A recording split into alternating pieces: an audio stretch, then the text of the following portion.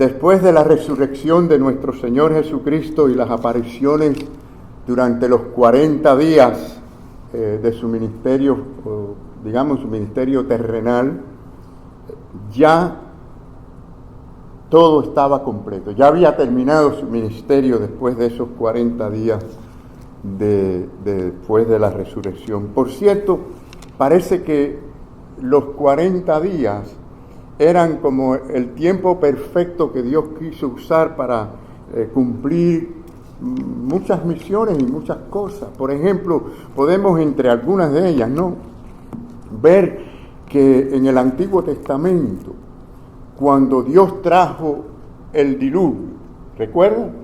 ¿Cuánto tiempo estuvo lloviendo? Dice la Biblia que 40 días y 40 noches lloviendo. Moisés estuvo en el monte Sinaí 40 días y 40 noches. También Moisés estuvo intercediendo en una ocasión por el pueblo durante 40 días y 40 noches.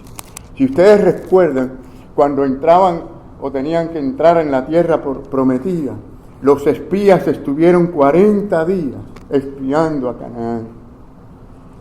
Jesucristo, para comenzar su ministerio terrenal, estuvo 40 días en oración, pero también para terminar su ministerio estuvo 40 días entre los apóstoles, apareciéndose a ellos durante ese tiempo. Hermanos, todo lo de la vida de Cristo era extraordinario. Por mucho que queramos verlo en diferentes ángulos, lo vemos extraordinario. Jesucristo nació de una virgen. Esto fue un nacimiento extraordinario. Jesucristo vivió una vida sin pecado, sin culpa. Esto es algo extraordinario. Murió una muerte vicaria, extraordinaria. Y surgió también de la tumba. Se levantó de entre los muertos. Esto también es extraordinario, mis queridos hermanos. Y vemos que estuvo 40 días después de resucitar entre los discípulos. Y dice la Biblia que lo hizo hablándoles a ellos. Les hablaba acerca del reino de Dios. Y ahora Él estaba listo para regresar al cielo. Podemos recordar, por ejemplo, en el monte de los Olivos, que estaba allí a las afueras de los muros de Jerusalén, por la parte, digamos, oeste, oriental, ¿no?, de Jerusalén. Vemos que estaban allí, y aquel lugar, por cierto, sirvió como un lugar ideal que el Señor utilizaba, no solamente para orar, sino para también enseñar a los discípulos ciertas cosas importantes, y escogió este mismo lugar para sus últimas enseñanzas, sus promesas, para ascender al Padre, pero también para dar su promesa de que regresaría. Pero parece que los discípulos estaban más interesados en la segunda venida. O sea, tenían curiosidad por saber detalles de su venida, en vez de estar preocupados por el ministerio, la misión que ellos tenían que cumplir. Es decir, tenían curiosidad por el futuro y, peor todavía, tenían una perspectiva muy, digamos, nacionalista, porque ellos le dijeron al Señor específicamente si restauraría el reino a Israel. Así que tenían esa idea, ¿no? Luego ellos fueron aprendiendo que el ministerio era para el mundo entero y no para judíos solamente. Así que, mis queridos hermanos, ellos estaban pensando en una restauración temporal, en una gloria temporal del pueblo, y no estaban viendo las cosas con más amplitud. Y para esto vino el Espíritu Santo, y para esto el Señor les fue enseñando a ellos. Por ejemplo, Pedro le tomó un tiempo, pero ustedes saben que Pedro tuvo una visión del Señor. El Señor le tuvo que dar una visión para que entendiera que debía llevar el Evangelio no solamente a los judíos, sino al mundo gentil. Es decir, ese sería la iglesia de Cristo, el pueblo de Dios. Y la respuesta que el Señor les da a ellos cuando hicieron la pregunta sobre las cosas de los últimos tiempos, mis queridos hermanos, Miren lo que el Señor les responde a ellos.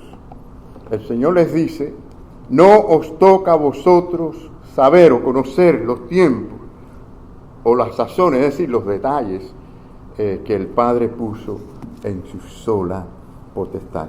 Bueno, quiero decirle para los que no estuvieron aquí en la escuela dominical, hoy hablamos de Mateo capítulo 24 y fue muy interesante esas predicciones que Jesús dio.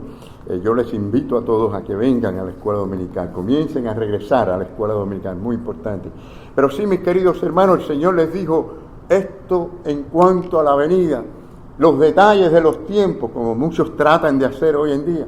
Eso no es posible conocerlo. Ahora, noten que hay un no enfático, o sea, de manera que no se equivocaran, que no cayeran en esa curiosidad de querer saber los tiempos y los detalles de los tiempos. Lamentablemente, eso es lo que precisamente hace, por ejemplo, la interpretación futurista de Apocalipsis. Pero el Señor dijo: no os toca saber estos detalles de los tiempos, solo nos dio la señal de los días de Noé. Y ustedes saben que la señal de los días de Noé es que la maldad se multiplicaría y iba a ir de continuo en mal. Es decir, lo mismo que estamos viendo en estos tiempos, no estamos viendo que se multiplica. La matemática más extraordinaria que estamos viendo es la multiplicación del pecado y la maldad. Esto lo estamos viendo nosotros. Y el Señor dijo: esta es la señal para que se den cuenta que mi venida está cerca. Pero en Mateo 24, 36, el Señor les dijo: de aquel día y la hora nadie sabe, ni aun los ángeles de los cielos, sino solo mi Padre. ¿Qué les parece, señor, hermanos? Y mucha gente quiere saber, ¿no? Y quieren desglosar esos detalles. Por lo tanto, yo diría que no solamente es en vano, sino es hasta pecaminoso, porque todo lo que es desobediencia a Dios es pecado. Y también es, digamos, infructuoso querer complacer esa curiosidad de saber los tiempos, de saber los detalles de los tiempos, de las cosas que van a pasar, cómo van a ocurrir. Solamente debemos de indagar y de estudiar lo que el Señor nos ha revelado que es para nosotros. Así que cuando le preguntó acerca del reino venidero, Jesús puso eso a un lado para dar un mandamiento urgente. Es decir, hay algo mucho más importante que debe ser y debe ocurrir antes de mi segunda venida. Y esto era para todos los seguidores de Cristo, para todos los creyentes, era para dedicarnos especialmente a compartir el Evangelio, a ser testigos de Jesucristo aquí en este mundo. Noten lo que les dijo tanto a ellos como a nosotros. Y aquí va la clave, mis queridos hermanos, del texto del mensaje de hoy. Dice: pero recibiréis poder cuando haya venido sobre vosotros el Espíritu Santo. Esto no había ocurrido, ocurrió después que Jesucristo ascendió al cielo. Y dice: ¿y me seréis qué? ¿Me seréis qué? Testigos, testigos. Noten que primero que nada el poder es del Espíritu Santo. ¿Quién es el que está capacitado realmente para ser testigo? Bueno, nadie, a menos que tenga el Espíritu Santo. El Espíritu Santo es el que capacita, es el que impulsa, el que da la pasión, el que da el ánimo, el que nos guía a compartir, a testificar de Jesucristo. Así que Dios nos califica primero y después nos envía, nos prepara a través del Espíritu Santo. Luego que tenemos el Espíritu Santo, pues sigue el plan de evangelización, es decir, una cosa detrás de la otra. Así que, hermanos, analicen bien, porque hay gente que dicen que están llenos del Espíritu Santo y quieren estar llenos del Espíritu Santo, pero fíjense, la persona que pretende estar llena del Espíritu Santo y no está interesada o no tiene interés en la obra del Señor, en testificar, en las visiones, en involucrarse en la obra del Señor, esa persona está negando su propia fe, porque está clarito en este pasaje que el Espíritu Santo, la prioridad del Espíritu Santo Es llenarnos para que testifiquemos, es para que seamos testigos. Esa es la gran comisión que no puede cumplirse de otra manera, sino es por el poder del Espíritu Santo. Ahora, ¿qué interfiere con eso? Nuestra vida carnal, nuestro alejamiento a Dios, nuestra apatía espiritual, la forma en que estamos viviendo nuestra vida espiritual. Eso interfiere. Nos volvemos en personas calladas, silenciosas, desobedientes al propósito por el cual estamos aquí en este mundo. Pero noten también que el Señor usó la palabra que usó, mejor dicho, en griego, la palabra testigo. Es interesante porque a veces en el griego hay palabras que tenemos que ver en nuestro idioma, cuál de ellas usar, ¿no? Bueno, es testigo, pero es una palabra que viene de un sustantivo que significa mártir. ¿Qué les parece? Es decir, cuando el Señor dijo, seamos testigos, estaba diciendo, sean testigos, aunque esto les cueste la vida, aunque sean mártires. Bueno, a diferencia de nosotros, tenemos que decir que los apóstoles lo confirmarían, o serían testigos con el sello divino de los milagros que ellos hicieron, las obras maravillosas, los prodigios que ellos hicieron. Pero para el resto, o sea, para el cristianismo, para todos nosotros, para la iglesia de Cristo, esta palabra es aplicable. Pero, o sea, le está diciendo, ustedes van a ser testigos, y el Señor está diciendo, los estoy llamando a ser mártires si es necesario. En otras palabras, nada y nadie podrá detener a los que tienen el Espíritu Santo de testificar, aunque les cueste la vida. Fíjense si es importante en la vida de un cristiano pensar, preocuparse, orar en cuanto a nuestro propósito y misión como testigos. Y muchos cristianos están apáticos espiritualmente porque han abandonado el primer propósito por el cual estamos aquí, la prioridad misma del Espíritu Santo, que seamos testigos de Cristo. Es muy importante que seamos testigos del Señor. Entonces, después de los días de Jesús, pues el ser un testigo, ustedes saben muy bien históricamente que significaba estar dispuesto a dar la vida por el Señor, porque aquellos fueron tiempos muy difíciles, y es más, todavía en ciertas partes del mundo hoy en día sabemos que ser cristiano y ser un misionero, ser un testigo, es algo bien difícil. Nosotros hemos mencionado aquí a misioneros que nosotros sostenemos en otros países, en la que no hemos podido, no se nos permite decir sus nombres verdaderos, porque están en lugares muy peligrosos, donde hay persecución cristiana. Y eso está ocurriendo hoy, todos los días en esos lugares, hermanos. Y por eso hay que orar por ellos, por cierto. Pero, es decir, esto es lo que es ser un testigo. Nosotros acá estamos quizás viviendo una vida muy fácil y nos olvidamos de que tenemos que ser testigos.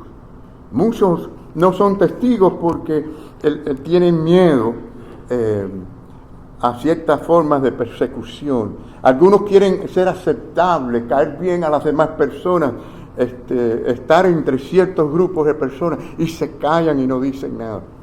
Lo cierto es que todo verdadero discípulo es uno que tiene que estar dispuesto, ¿verdad?, a dar la vida. Fíjense que debe ser importante cuando Cristo usó esa palabra que es testificar hasta la muerte, que debe estar dispuesto hasta dar la vida por esto. Qué valor, qué importancia había que darle entonces a ser testigo. Bueno, hay ciertos requisitos que son necesarios para ser un buen testigo. Y veamos 3 de ellos en esta mañana, mis queridos hermanos. Un testigo es alguien que sabe algo. Si usted, por ejemplo, va a una corte judicial y usted observa los testigos que son llamados a subir al estrado, ustedes van a notar que hay un requisito. ¿Cuál es el requisito? El testigo debe saber algo al respecto, debe tener un conocimiento de los hechos, de lo que ocurrió. De lo contrario, no tendría razón por qué estar allí en ese lugar, en esa corte judicial.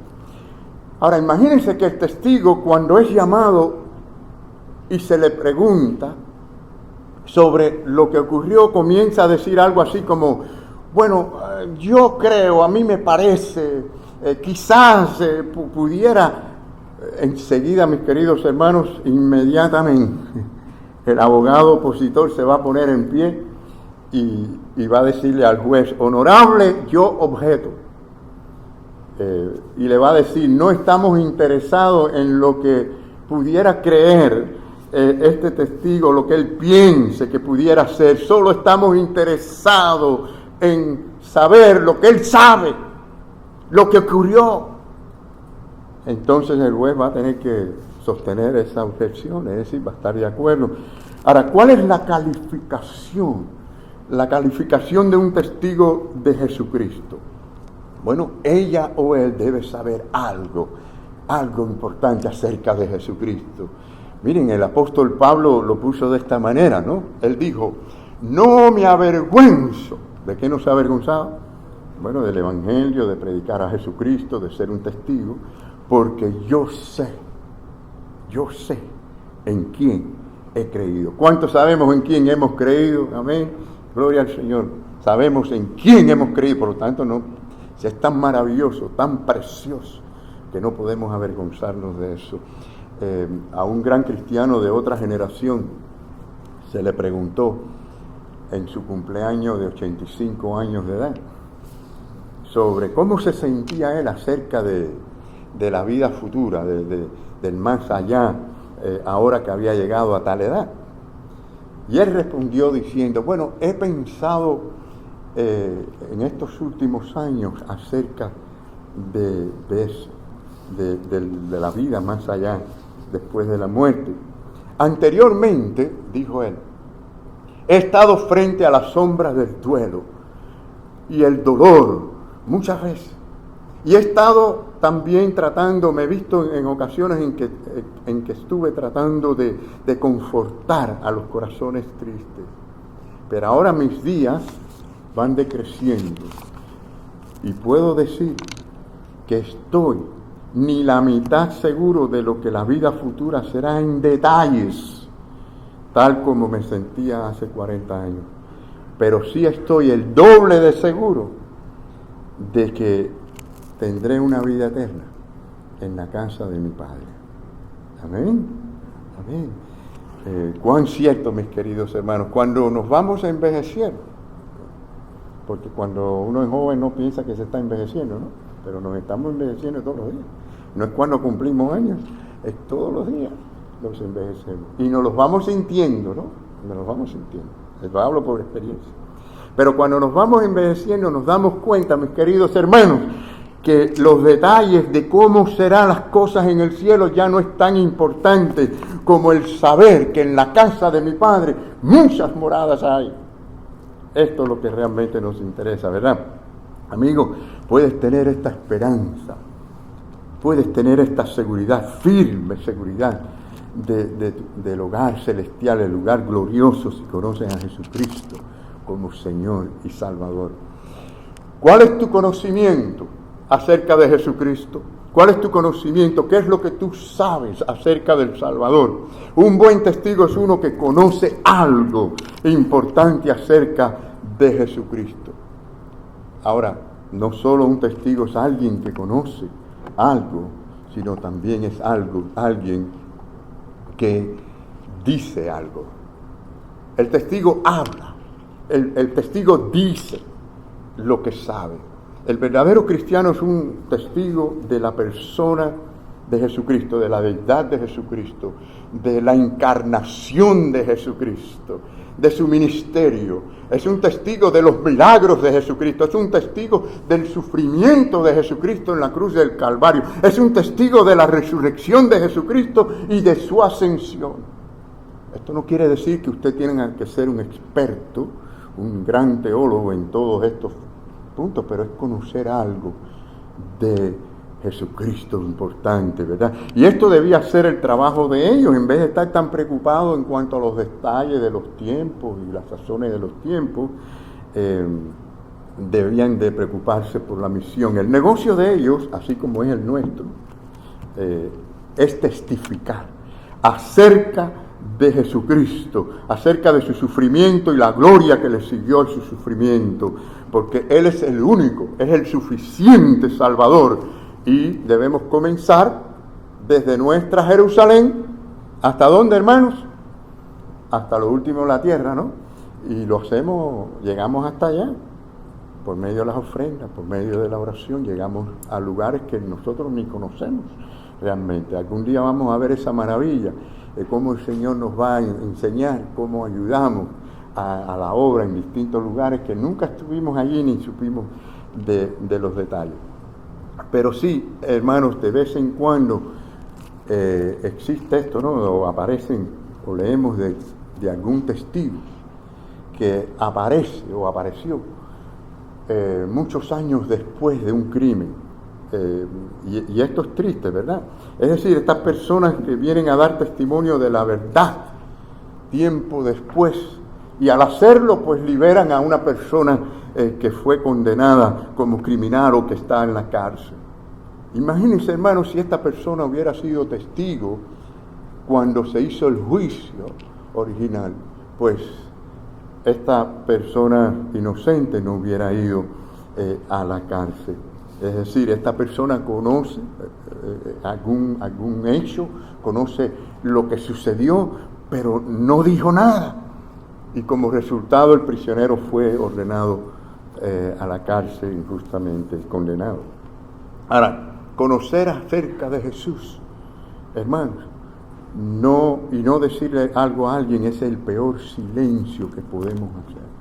Conocer acerca de Cristo y no hablarle nunca a nadie de Jesucristo, ni importarnos, el peor silencio que podemos hacer.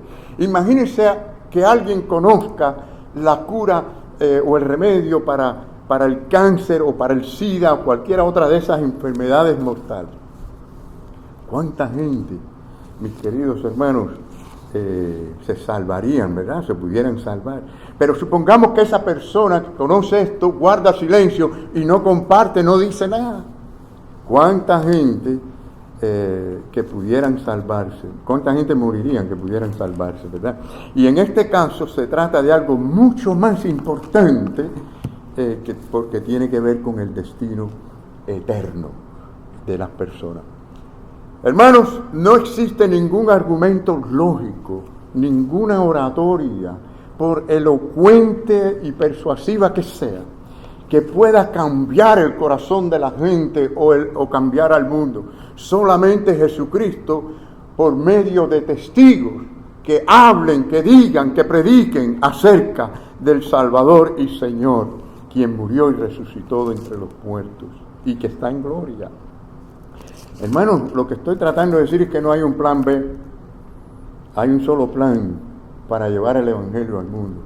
Y el Señor te ha llamado a ti, si eres creyente, a ser parte de ese plan, es un solo plan. A veces nosotros hacemos un plan A y un plan B por si acaso la falla, ¿no? Pero el Señor no tiene otro plan. Nosotros tenemos que testificar. Ese es el plan de Dios, de que seamos testigos, que hablemos, que digamos acerca de Él. Y muchas historias han sido contadas también de tragedias y hasta muertes debido a que personas no recibieron a tiempo o nunca se les entregó el mensaje que tenía que llegar.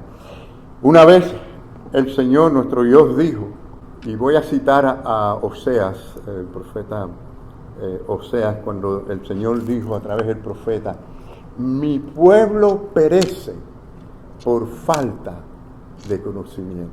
¿Qué les parece, hermano? Es decir, hay conocimiento que si no llega a la persona, que si no llega, son destructivos, pero peor es cuando causa la muerte eterna. Por eso Dios diseñó un plan.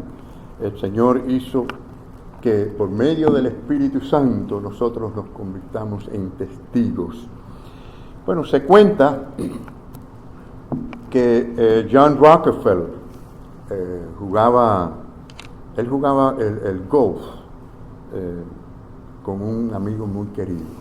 ¿Alguna persona acá juega golf? Yo sé que el hermano Mel es un experto en golf. El que quiera aprender, hable con el hermano Mel en cuanto a este tipo de juego. Hay mucha gente que juega en el golf. Ahora, John Rockefeller, uno de los hombres más ricos que ha existido en la historia, jugaba golf con un amigo que trabajaba para una compañía grande de seguros de vida. Y un día su amigo se enteró que Rockefeller había sacado una póliza de seguro de $1 millón. Por cierto, en esa época, estamos hablando de los 1930, bueno, Rockefeller murió en el 1939 a la edad de 97 años, así que estamos hablando del principio de los años 1900. En esa época, bueno, $1 millón es como hablar hoy en día de $10 millones. Una póliza de seguro de $10 millones. Bueno, cuando él volvió a ver a Rockefeller, lo primero que le preguntó fue: ¿por qué no me dejaste a mí hacerte la póliza de seguro? Y Rockefeller respondió: porque nunca me pediste, nunca me dijiste que tú me podías hacer la póliza de seguro. Es decir, nunca intentaste venderme una póliza, nunca me preguntaste. Cuánto más importante, hermano, es testificar en todas partes lo que Jesucristo significa para nosotros, lo que hizo y lo que es. No hemos sido llamados a ser tímidos.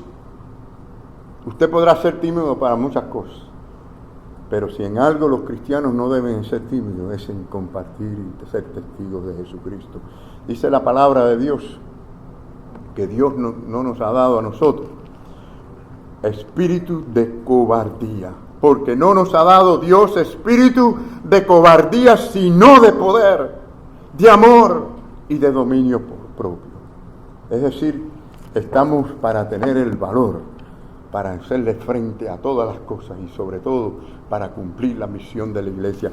La venida del Espíritu Santo no solo fue una prueba de la fidelidad de Dios a cumplir su promesa, porque lo había prometido, sino fue el darnos a nosotros el mejor de los regalos para que pudiéramos vivir en la tierra y llevar a cabo la misión del Señor.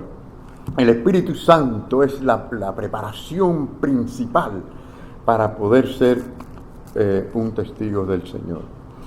Una de las características de tener el Espíritu Santo, mis queridos hermanos, es precisamente la valentía de decir lo que hemos visto, lo que hemos oído. Es decir, sabemos algo y decimos algo. En Romanos 1:16 dice la palabra que Pablo decía: porque no me avergüenzo del Evangelio. No me avergüenzo del Evangelio. ¿Por qué? Porque es poder de Dios para salvación a todo aquel que cree. Al judío primeramente y también al griego. ¿Cuántos decimos amén? Amén, ¿verdad? No nos avergoncemos en ningún momento del Evangelio. Y en tercer lugar nos damos cuenta, mis queridos hermanos, que no solamente un buen testigo es uno que sabe algo, que dice algo, sino que es ser algo. Esta clase de testigos no solamente hablan, sino que también viven lo que hablan, lo que dicen. O sea, tales testimonios saben, hablan de Jesucristo, pero lo hacen con la experiencia personal del amor y el poder de Jesucristo. Un famoso escéptico que fue llamado el padre espiritual del nazismo dijo que por poco se convierte al cristianismo en un momento dado, ¿no? Él dice que mientras trataba de tomar la decisión, decidió vivir entre los cristianos para ver cómo eran los cristianos y después tomar una decisión. Se dice que el hombre dijo lo siguiente: estos cristianos tendrán que parecerse a personas mucho más redimidas antes que yo pueda creer. También la historia cuenta que Mahatma Gandhi asistió a una escuela cristiana. Y la historia dice que él se desilusionó mucho y dijo lo siguiente: habría sido cristiano si no hubiera sido por los cristianos. Claro, hermanos, yo entiendo y por supuesto no siempre podemos aceptar a plena cara así tales declaraciones de los no creyentes acerca de los cristianos como verdad absoluta, como verdadera razón, como excusa para no seguir a Jesucristo. Primero quiero decir que los cristianos, porque sean cristianos, no son perfectos. ¿verdad? Y hay diferentes niveles de espiritual de consagración. Pero también la Biblia nos enseña que no todo el que dice Señor, Señor, entrará en el reino de los cielos. ¿Estamos claros en eso? Así que todas esas cosas pueden verse en las personas que dicen ser cristianos. Pero lo que quiero decir es esto, y por eso dije esta anécdota, es porque hay suficiente verdad en tales acusaciones como para nosotros examinarnos, hacer un examen de nuestra vida, cómo estamos, ¿verdad? Cómo estamos viviendo delante del Señor.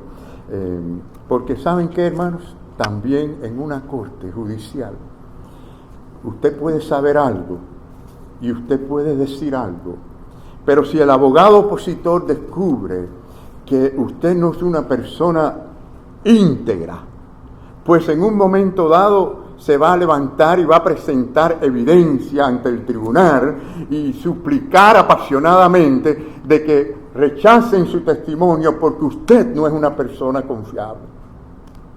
Del mismo modo, todas nuestras palabras, todo lo que digamos, es como metal que resuena, símbolo que retiñe, si verdaderamente nosotros no somos consistentes con nuestro testimonio en cuanto a cómo vivimos. Hermanos, hágase la pregunta, hagámonos la pregunta, si todos los cristianos seguirían mi manera en que yo me relaciono con Dios, con Jesucristo, con la iglesia, con la palabra del Señor, la iglesia de Cristo estaría mejor, estaría más viva, estaría más avivada, estaría con más pasión. Muchos de nosotros vamos a tener que decir, no, yo necesito, ahora mismo yo necesito acercarme al Señor y que el Señor cambie y quite esas espinas que están molestando en mi vida espiritual. Noten que debían empezar por el lugar más difícil. ¿Cuál era el lugar más difícil? Jerusalén, porque de allí mismo surgió toda la oposición contra Jesucristo, contra los seguidores de Cristo, de parte de los judíos, de parte de los romanos. Es decir, la cosa fue bien difícil allí, pero no imposible, porque nunca es imposible la obra de Dios cuando es guiada por Él. Es más, muchos de los opositores se convirtieron, por cierto. Ahora, las promesas se cumplieron allí en aquella tierra en cuanto al gozo y la paz interior. Porque sabemos que lo que había era persecución, rumores de guerras y guerras, como vimos en la clase de hoy de Escuela Dominical en cuanto a Mateo 24, pero sí podían tener, y la Biblia lo dice, dar testimonio de esta realidad. Y vamos a Hechos capítulo 9, vemos que dice que entonces las iglesias, debido a que testificaban, dice, las iglesias tenían paz por toda Judea. Ya salieron de Jerusalén, Judea, Galilea y Samaria, y eran edificadas andando en el temor del Señor.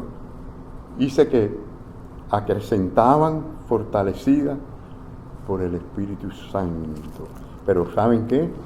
Andaban ¿cómo vivían? Vivían una vida íntegra espiritual, es decir, en el temor de Dios, mis queridos hermanos. Mucha gente habla de paz en el mundo, quieren la paz para el mundo, pero la verdadera paz y el gozo existe cuando Cristo está en el corazón del hombre. Porque la paz comienza, la verdadera paz comienza cuando tenemos paz para con Dios. Estamos a bien con Dios por medio de Jesucristo. Y noten este detalle, quiero enfatizar en cuanto que andaban en el temor de Dios. Esto tiene que ver con la consagración, con el estilo. ¿Y el resultado cuál era?